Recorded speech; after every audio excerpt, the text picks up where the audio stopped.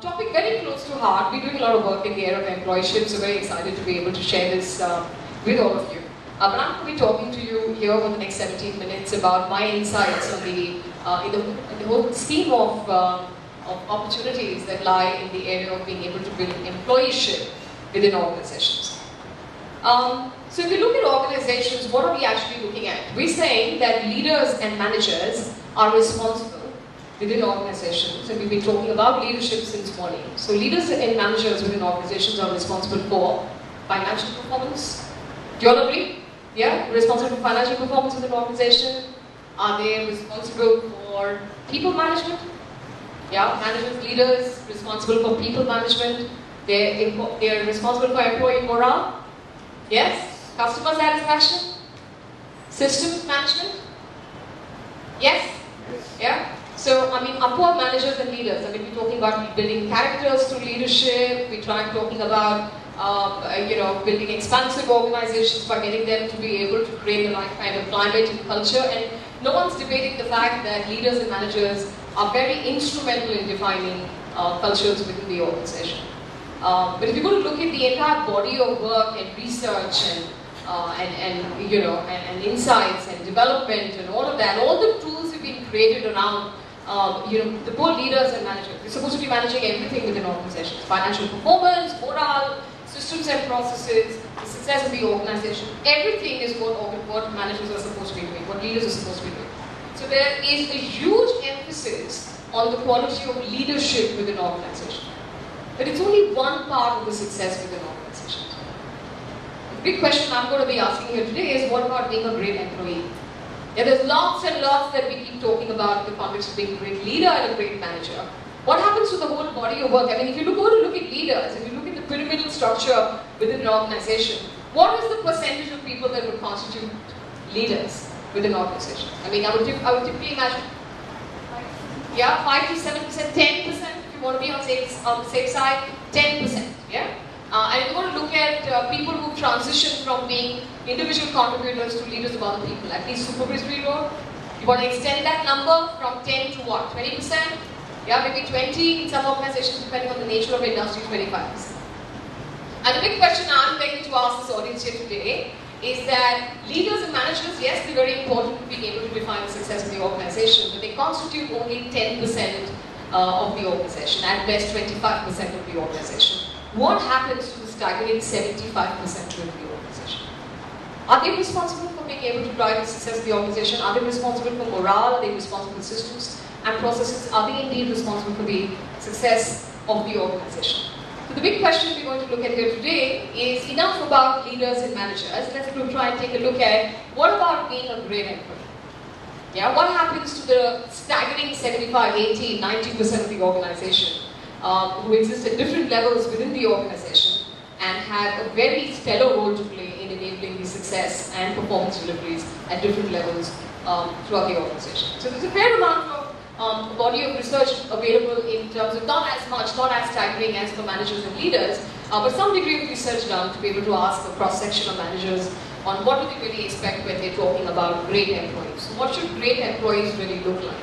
What does the animal called the great employee really look like? What about employeeship? What about getting these employees to really display great corporate citizenship inside the organization? But I'm going to come to employeeship in a minute. Let's look at the description of a great employee.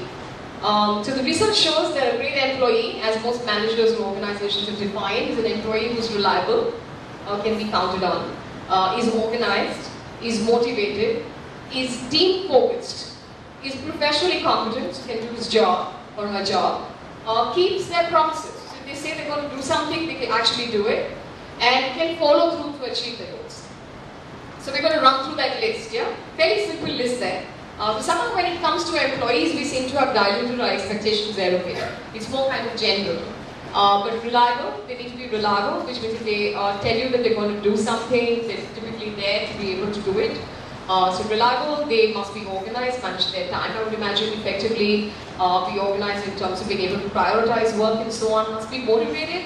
And then we're going to come to the motivation piece, because again, there a large part of that motivation is dependent on whether or not the manager or the leader is able to motivate the employee. The big question we're going to ask you today is how responsible is an employee for his or her own motivation inside the organization? But is motivated, is team focused, can become a team player, and Jay Shankar just spoke about how difficult it is to really practically see employees really display great teamwork and team spirit within organizations. But we want someone who's team focused, which means can work well with the team, can remain aligned to what the team is trying to achieve. Professionally competent, who really has the qualification experience to be able to do his or her job, keeps their promise. If they say they're going to do something, by and large, if they do things that they're saying they're going to be doing, they're good employees, can follow through to achieve their goals, which means will actually stay at it, put the rigor behind work to be able to make things happen.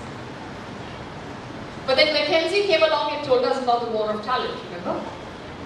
So ever since we're talking about the war for talent, whether superficially or otherwise, we all believe there is a huge scarcity of good talent. I want to ask this audience, how many of us here believe there is a scarcity of good talent? Really don't find good talent. Yeah, and I don't know how many of us believe this because everybody else believes that there is a scarcity of talent, right? So whether real or otherwise, okay, McKinsey came along and told all of us, particularly in the HR and the learning OD community, that there's a scarcity of talent. There aren't enough people, good people going around. And especially since liberalization, as opportunities increase and the talent dynamics changed in the market, there are many, many, many opportunities and very few good people to take those jobs. Right? And so, so people who are good have opportunities, have other opportunities. So therefore, if employers do not pull up their socks, right, and make sure they deliver on their value propositions and on their promises, if they don't do it, somebody else will. And which is the reason why good talent is in scarce supply, there's not enough going around, and therefore we must all prostrate on campuses to be able to pay people who have no experience, and no ability to really contribute to our roles, who need extensive training to become employable, pay them huge sums of money as compared to other people within the organization who may have already had the experience and the ability to contribute. So, great war for talent, scarcity, inavailability of people, and therefore power in the equation is slowly and silently moved in favor of employees, with employers toppling over one another to get the attention of this scarce talent. And I'm not sure how many of us actually believe and actually have experienced scarcity of talent in the market. If you talk to most good people, they're still looking to be able to find a good employer, no matter where they are, right? So, employer brandings are taking this huge shape and form, everyone investing huge amount of resources to be able to get their brand known, their employer brand known. All of it emanating from the so-called war for talent, scarcity of good talent. All of us want to get our brands out there, everybody wants to talk about how great their work is, which should explain part of what I said, because there is such great scarcity of talent and we must make this appear like a war for talent. So the traditional view of employee engagement is that good employees, talented people have options, have alternatives in the market. And therefore, if you do not have mechanisms to be able to articulate what indeed are your value propositions, and make sure you have systems and processes for delivering on the promise, alright, you will not be able to engage employees and therefore not cause retention within your organization. There will be a disenchanted person who heard about your value propositions, did not experience them when they actually joined your organization, and therefore got disenchanted and moved off in search of a new employer who's talking about even greater value propositions, about being a dream employer and the rest of that, and therefore you lose your talent as they move on to the next great employer. The message really being that employees are looking for great work, and just look at that, it almost looks like the description of heaven. They're looking for great work, and that work's got to be articulated to them well, notwithstanding whether you have clarity on that work or not. It's got to be the employer, the person who's doing the hiring, must find some magic wand to be able to tell exactly what it is that they're hiring people for, And you should be able to tell this to people who have spent their entire lifetime trying to figure out what they should actually do, which discipline should they really choose, and which kind of career option should they really have. But you should be able to provide them clarity on where they fit in and how they're going to be doing great work within your organization. So I'm not taking away the organization's responsibility for being able to provide a clear job description, but I'm saying in an ever-changing, very fastly changing environment, we're expected to provide clarity to various profiles which have no experience to be able to come in entry level, know exactly what it is that they're going to be doing inside the organization, make that work real fun, real sexy, no matter what the nature of the industry might really be. And I come from manufacturing, so I'm really smarting from that. I don't know whether people from SKF identify with me, but we have not figured yet how to make manufacturing sexy. We manufacture steel. I don't know how it is that we make steel really so exciting for people to be able to come and enjoy it. Especially when somebody else is there saying, do you want to come and join us with Google? You know what I mean? How do you make steel exciting when you have Google competing with you? So work. We're supposed to make work really exciting. We're supposed to make people. So people is the whole experience of people, which is your leadership is perfect. They do as they say as they do, high on integrity, and they must have that experience each time, every time. Notwithstanding that they're high on integrity themselves, but they must have that experience each time, every time. Yeah, the co-worker experience is going to be just great, which is they fit in like a glove. The culture is so exciting, so the people experience is really good. Career opportunities, you've got to be able to tell them right up at the start. Particularly Gen Y. We've got to be really worried about Gen Y because they need clarity on how it is that you're going to be able to enable their careers to grow within your organization. And if you don't have clarity on that, like they really do, so if you don't have clarity on that and not able to come close to what their dream assignment might really be, well, you've lost them, because there's a war for talent. Total rewards. Yes, your rewards better be very exciting. We're talking only about money. No. This generation is looking for growth, they're looking for learning and the rest of that. So, you've got to be able to make sure that manna from heaven is dropping down on them every now and then to be able to get these great, insightful, great learning assignments, great learning experiences within your organization. Company practices, they've got to be contemporary, world-class, best in class. If you're still talking about something that happened many years ago, but you're not a contemporary organization and you're going to lose your talent because there's war for talent, there's somebody else who's going to come up with great practices, great programs. I don't know, but notwithstanding whether you IT enable your performance management system, if you talk to most people who have retired, the boomer generation that's already out of the workforce, they'll tell you that the performance management system is a performance management system is a performance management system. It was exactly like this so many years ago. So company practices have got to be contemporary, we still got to crack on how to do that and get better than a competition on how we manage performances effectively. So company practices, policies have got to be really contemporary. Quality of life. We've got to be able to respect that they have a life beyond work. So which means that notwithstanding whether the company is snowed over with expansion, with organic growth, inorganic growth, notwithstanding what's going on there, you've got to be able to be watchful about respecting their quality of life, because if you don't, somebody else will, and you lose them to the war of talent. So can we see what we've done to employers? They're so overloaded because they're supposed to engage this employee who's only just waiting for engagement to happen to him. Right? So engagement is something you do to employees. Right? They just sit back, they enjoy it. You're supposed to do the engagement. Right? So wrong. We're going to turn this around to say, why can't the employee meet the employer more than halfway to get engaged? Any time that an employee is spending with an organization is a significant part of his own career. It's going to go into his repertoire of experiences, it's going to be something he's going to mention in his CV, and for goodness sake, he gets paid a very rich salary to be able to do this.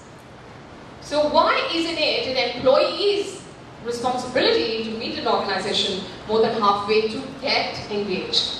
And therefore, the entire concept of employeeship, and the reason why it appealed to me so greatly is because it just shifts the camera back onto the employee. The camera is not on the employer anymore. And I must congratulate Klaus Moller and TMI for the great work they did in the area of employeeship to be able to say, let's put the camera back on the employee. Let's not ask what the country is doing for you, ask what you're doing for the country. And therefore bringing the entire concept of corporate citizenship back into the organizations to say that no matter what your tenure, no matter how great you are as talent, And no matter which part, which other organization is going to steal you away, the time you spend with us, you remain an employee who displays employeeship at every stage of your career. So employeeship is about asking, how do I help solve key issues facing the organization? How do I offer solutions? How do I enable my organization to succeed? If I'm part of an organization, no matter what my tenure, whatever is the duration of my journey, that the problems of that organization are indeed my problems. So I cannot be a passenger, transit passenger, who's waiting for engagement to happen to me, or for engagement to be done to me. Right? I'm someone who meets the organization more than halfway because the success of the organization matters to me because I wear the badge of the organization. The organization's name is my second name, right? And therefore, if I want this organization, I want to be proud about what it is that I do here every day, then a large part of my identity is the organization's identity and success, and therefore, it is my responsibility to make the organization succeed. So engagement, employee engagement is not a matter of choice. It's not something an employer does to an employee, but something that an employee wants to happen and enable for himself and meets the employer more than halfway to be able to get engaged. So employeeship has 3 pillars, which I want you to take away.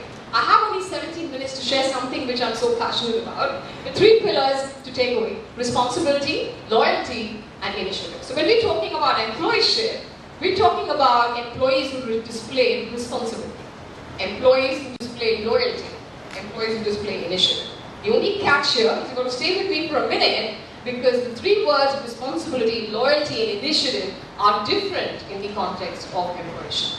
So it's not your regular understanding of responsibility, loyalty, and initiative. So stay with me as I take you through the smaller version of responsibility, loyalty, and initiative.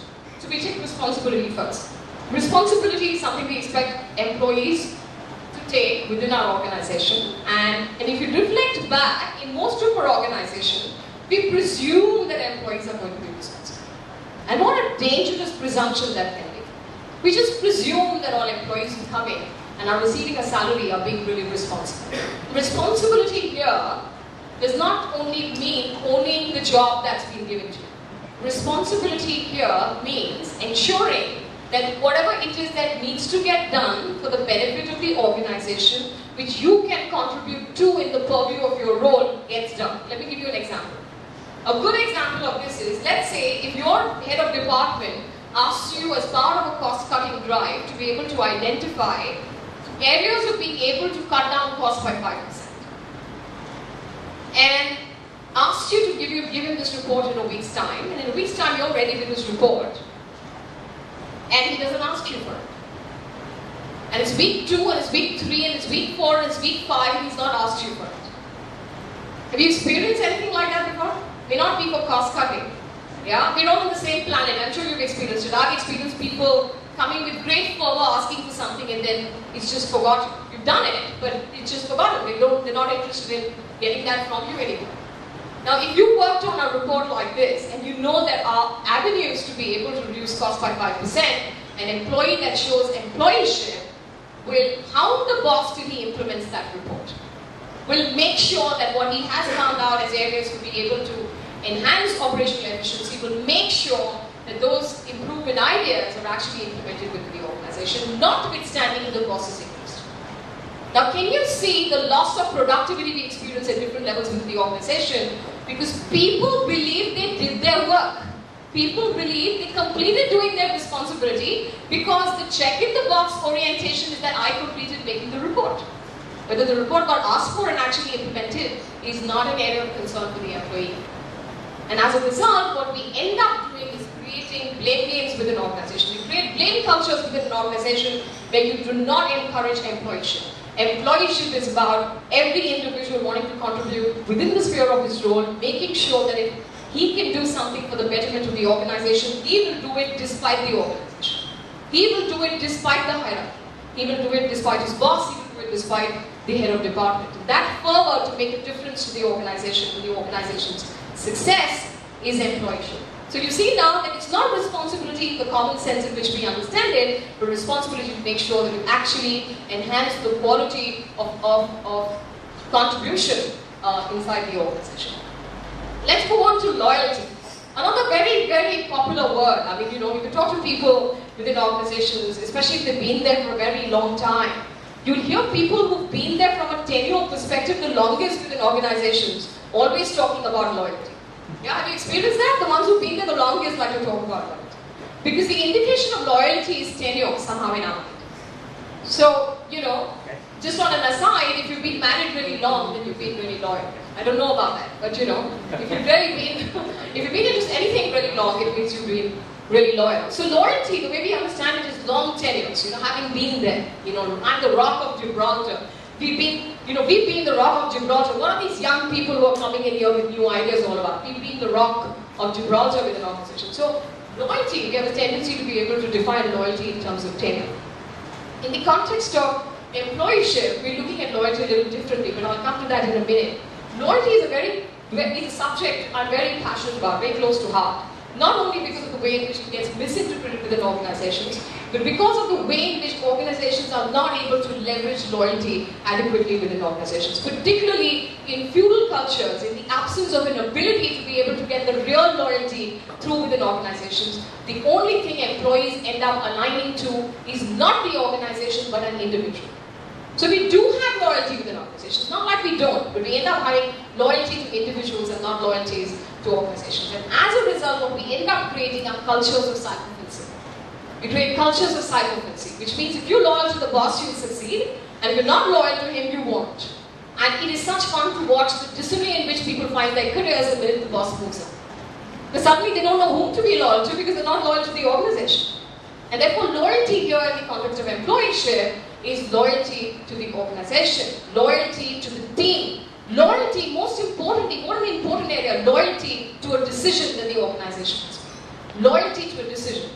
You know, we've taken, in our organizations, taken passive resistance in our stride. And I wonder why we have a tendency to take a lot of not very nice things in our stride. You know, it's not a sign of resilience, really, to just take passive resistance in our stride.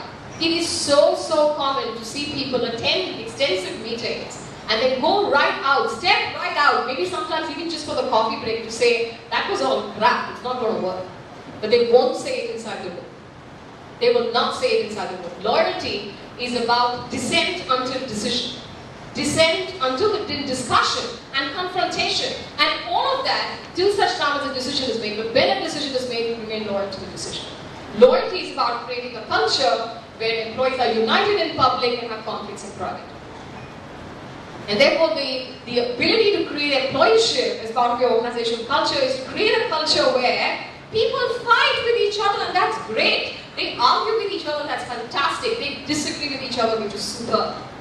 But once they agree, they go out there and they implement what the team has agreed. They do not badmouth each other, they don't badmouth the boss, they do not badmouth the organization's decisions, they stand by them because they were part of it, because they have the opportunity to have their say, they chose not to, and if you have not used the opportunity to be able to express dissent, then you owe it to the organization to agree with what decision has already been made. So loyalty is another important area. Initiative, again, not in the sense in which we understand initiative. Initiative is about enterprise, it's about ideas to action, it's about intention to behavior. How many of you have been part of a meeting where there was a problem that was being discussed and everyone generated huge number of solutions to those problems?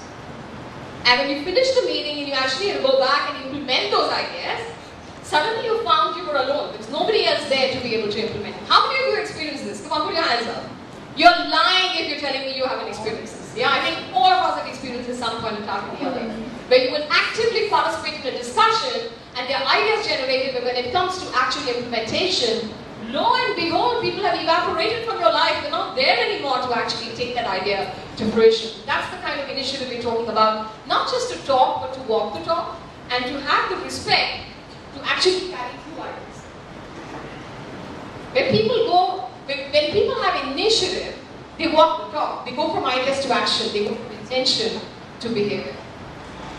And that is the kind of culture we're talking about. Responsibility, loyalty, and initiative. Responsibility, the ability to carry through what needs to get done in your role, notwithstanding the hierarchy, notwithstanding the power structure. If it is for the better of the organization, it will get done.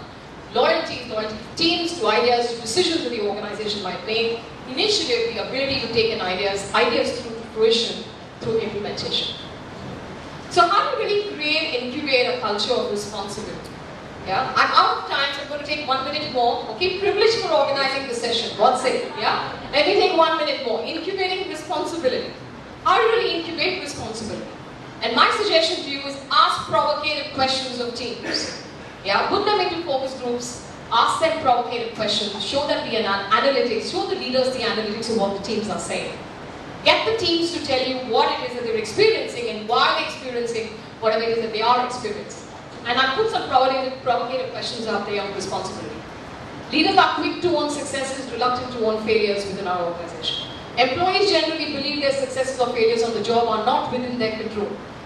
Employees are generally waiting for someone else to resolve their problems. Turf issues and command and control leadership do not allow free flow of ideas. Taking responsibility and assuming ownership is not adequately role modeled by leaders inside the organization. Taking ownership means more work. That fundamentally is the reason why we don't see enough people take responsibility.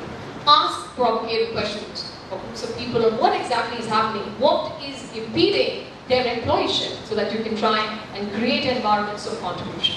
Loyalty, again, when department functions make mistakes or suffer the outcomes of poor decisions, other department businesses colleagues use it as an opportunity for one-up. Imagine how pathetic to get a large number of people to agree to a statement. If this is true for your organization requires a dose of employership. Bad-mouthing leaders or colleagues is a regular and accepted behavior within the organization. The operative words here being regular and accepted. Criticizing rather than defending management decisions is a regular practice within the organization. There is a tendency to mistrust rather than trust the organization. All important questions in the area of loyalty. Initiative. There is more energy to say, criticize, disagree behind than confront and integrate solutions within the organization. Hierarchy, turf issues, weak leadership are causes of poor collaborative energies.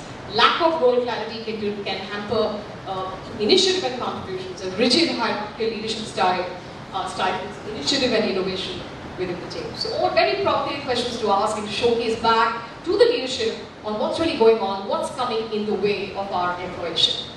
So I'm going to leave some questions here with you. Do you believe that culture is the key differentiator within your organization, where you can't differentiate product and service? Is really culture? What is your key differentiator? Do you really believe that talent is your key differentiator? Your people is what really makes a difference? How do you ensure every single person is contributing? And here I'm going to quote from Noel Tichy's Cycle of Leadership, where he talks about building a smart organization. Why is it only the prerogative of people in leadership roles to have information? Why is it the prerogative only of people in leadership roles to have the right competencies, to be the people who are, temples of wisdom? All the right answers are within. Why do we consider it to be important that only they're really smart within an organization? Imagine an organization where your last man standing is as smart as your leader. And can we create organizations where every single person at every level, no matter which level in the hierarchy, is contributing to the organization's success? Sounds a bit like utopia, but not undoable if you build a culture of employership. So employership can help build a smart organization with smart people at all levels, and where everyone's contributing, because the success of the organization is everyone's responsibility. Thank you for listening.